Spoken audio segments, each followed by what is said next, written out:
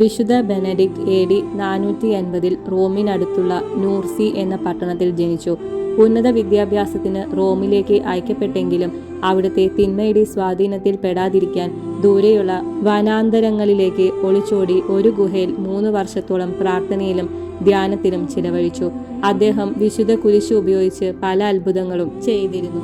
ഇതറിഞ്ഞ അടുത്തുള്ള ആശ്രമാധിപർ അദ്ദേഹത്തെ അവിടുത്തെ ആബട്ട് ആയി തെരഞ്ഞെടുത്തു.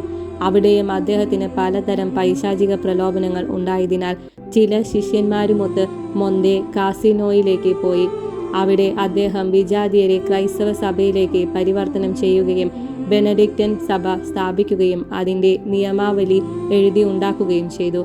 AD 543 മാർച്ച് 21 അദ്ദേഹത്തിൻ്റെ ആവശ്യപ്രകാരം ശിഷ്യന്മാർ അദ്ദേഹത്തെ ദേവാലയത്തിലേക്ക് കൊണ്ടുപോവുകയും അവിടെ വെച്ച് അദ്ദേഹം മരണമടയുകയും ചെയ്തു.